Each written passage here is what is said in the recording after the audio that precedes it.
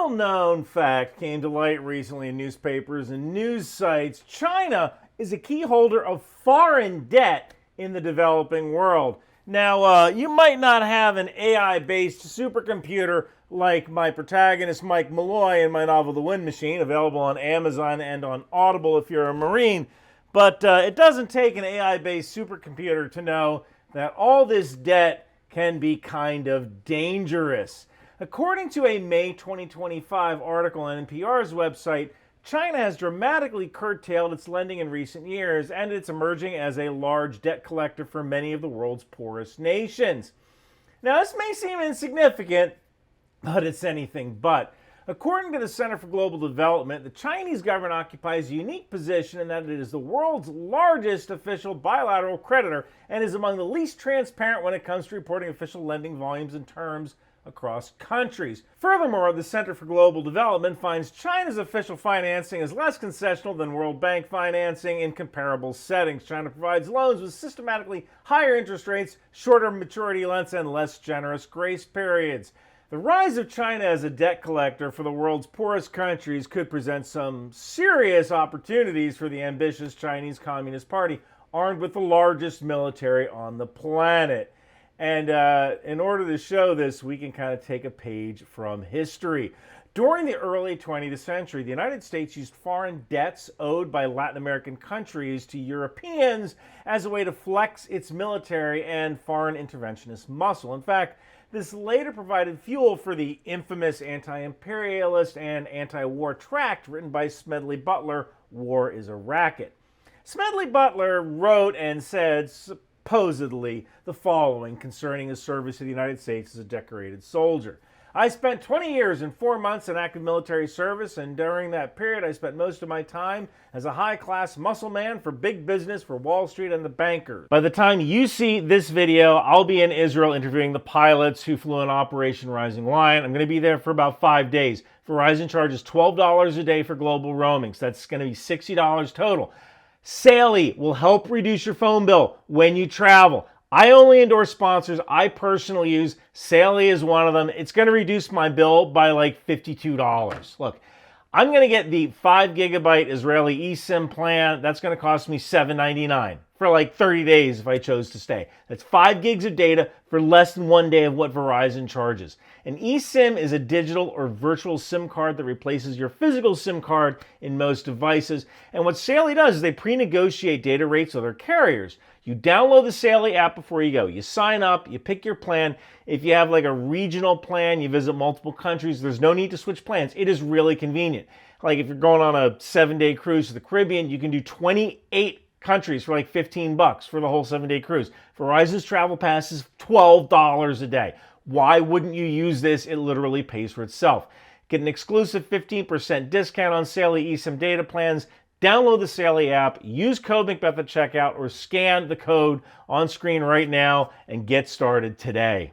Now, this video comes to me after working through some research discussing China's growing role as an international debt collector. This, of course, got me thinking and kind of connecting to Smedley Butler's complaints concerning the United States' heavy-handedness regionally and globally. And these are words coming from somebody who served for 20 years in the American military. At the time of Butler's service, the United States operated under the Monroe Doctrine and its Theodore Roosevelt corollary. The Monroe Doctrine suggested, as part of official U.S. policy, that the Western Hemisphere was of interest to the United States and its varied national interests. Furthermore, the U.S. would take offense at any attempts by European powers to assert their influence over the Western Hemisphere. While the Monroe Doctrine sounds like a powerful statement of foreign policy, it was anything but. The United States at the time could barely field an army or float a navy. Most Americans, including the American political and economic elite at the time, feared what they believed to be the corrosive influence of standing armies and navies. However, this anti-foreign entanglement mentality didn't last. By the late 1800s, the United States was beginning to seriously flex its military muscles. In 1904, with a brand new Navy and an Army, the U.S. government issued a corollary to the Monroe Doctrine.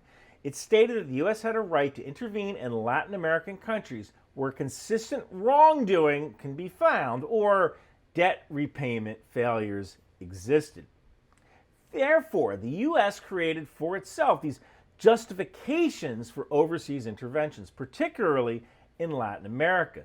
This committed American military personnel and equipment to foreign interventions in Latin America, and these interventions were often brutal and even problematic. Now, to mend relationships with these Latin American countries, Franklin Roosevelt in 1933 supported what has come to be known as the good neighbor policy, which ushered in for a time like a calm, peaceful, friendly mode of relations between the United States and Latin America. Ironically here, Franklin Roosevelt had other matters keeping his attention, like Germany and an ambitious Japan, to name a few problems. Thus, for a time, military interventions were no longer used to strong-arm these Latin American countries. The Cold War and the threat of violent communist expansion saw a reversal of Franklin Roosevelt's good neighbor policy, which for years had kind of pumped the brakes on military interventions in Latin America. Throughout the Cold War, the U.S. committed troops, materiel, money, and political will to contain communist expansion within the Western Hemisphere, leaving behind a muddied and bloodied legacy in the Western Hemisphere. Don't forget the war on drugs as well, since many of these cartels are also funded by narco dollars. Of course, some of the anti-communists, like the Contras, were also funded by narco dollars, so it's safe to say the situation was a mess. By the end of the Cold War, large-scale U.S. military interventions in Latin America had largely, and I'm looking at you, Panama and Haiti, become a thing of the past. Newer economic and political policies look to develop peaceful relationships with many countries in Latin America while securing America's interests in the Western Hemisphere. So what does this have to do with China? Well, China's rise as the debt collector for many poorer developing countries in Latin America and Africa isn't really surprising. China's Belt and Road initiatives and direct lending outside of established monetary organizations have brought us to this moment. Sprinkle in some Chinese economic woes, with the Chinese economy slowing some because of trade wars and globally minded, ambitious Chinese Communist Party members kind of wanted to get into the mix here. You have a recipe for trouble. China, as the world's debt collector, is a future that we must avoid. And this might sound contradictory, even arbitrary, coming from someone living in a country that did the same thing to Latin America. I mean, the reason we study history in theory is to avoid repeating the bad ideas from the past. And China is repeating history. It's a future history that will serve up political and economic instability and turn the developing world into these servile vassal states of the Chinese Communist Party. Despite repeated arguments by the Chinese Communist Party suggesting that China is non-interventionalist, don't tell Tibet that one, nothing could be further from the truth. As far back as 2011, Chinese political and economic interventionism in Africa has been widely studied by Western academics such as Carmody, who wrote A New Scramble for Africa.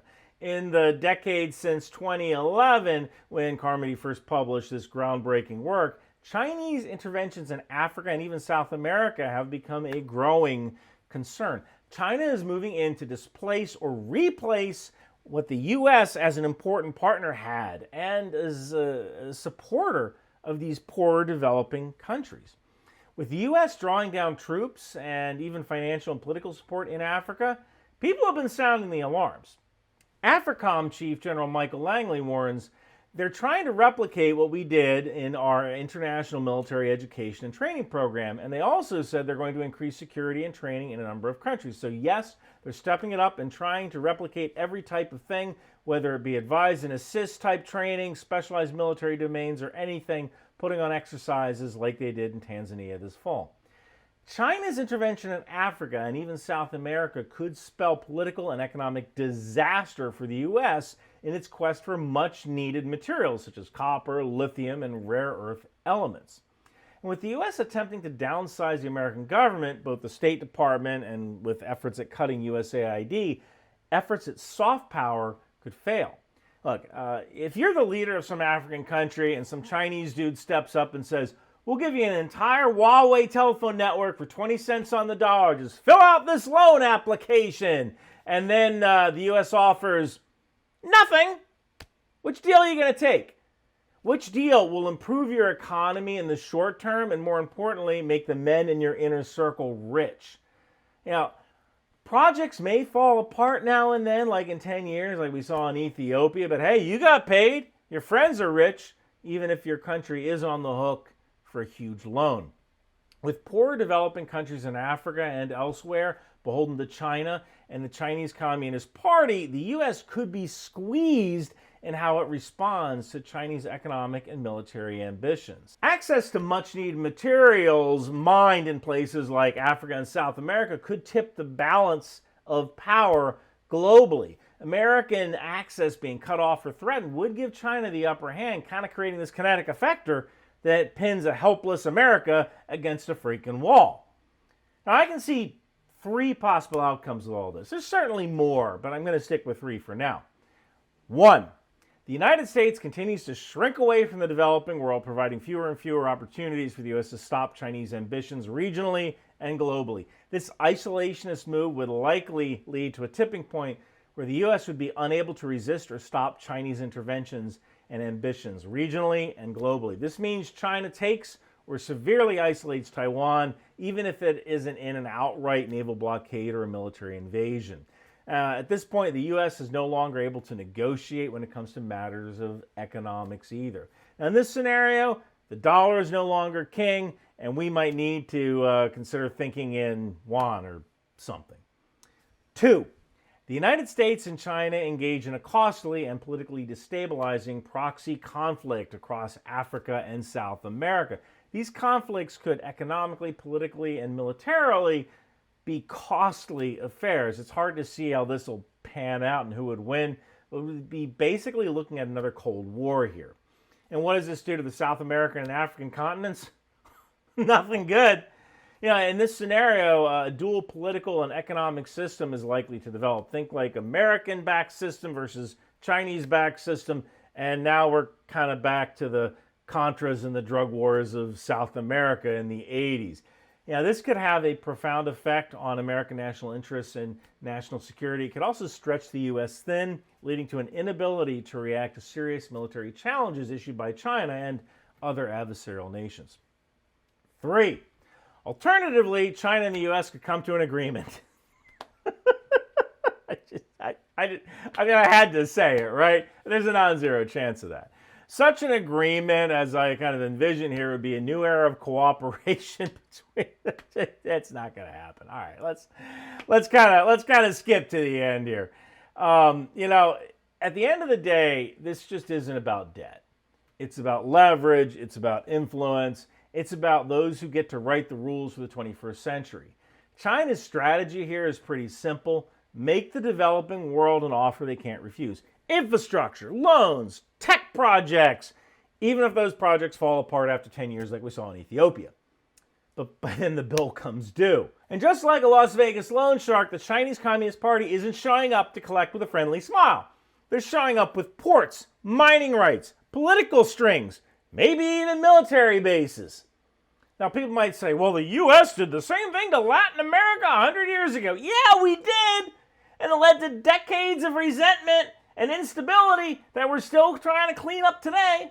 So maybe, just maybe, we should take this lesson seriously, because history doesn't always repeat itself, but sometimes it rhymes. And if we don't step up with better offers, with real partnerships to build nations instead of indebting them, China will step in. And what kind of world are they going to build? Because it's not going to be like the one we're living in. Hey, once again, take a look at my book, The Wind Machine, which is about a conflict with China that is driven by an AI-powered supercomputer. If you want to support the channel, grab my Intel Life shirt from Bunker Branding.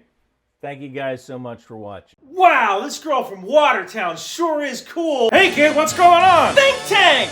A girl from Watertown is kind of like riding a moped. It's lots of fun till your friends see you on one. What's really cool is a t-shirt or hoodie from Bunker Branding. Wow! Intel Life! Control-C, Control-V! That's exactly what we do! And Bunker Branding has all sorts of cool gear. Intel Life, Aerosol, Live, Laugh, Launch for Destroyer, Trident, HIMARS, and Patriot. Think outside the bomb. Drone Suite Drone. Department of the Boat People. landmines, and even the tow missile. It would behoove you to grab one today. Girls from Watertown aren't cool, so wear your bunker branding gear. Now I know. And knowing's half the battle. Hey babe, you wanna dance? Bunker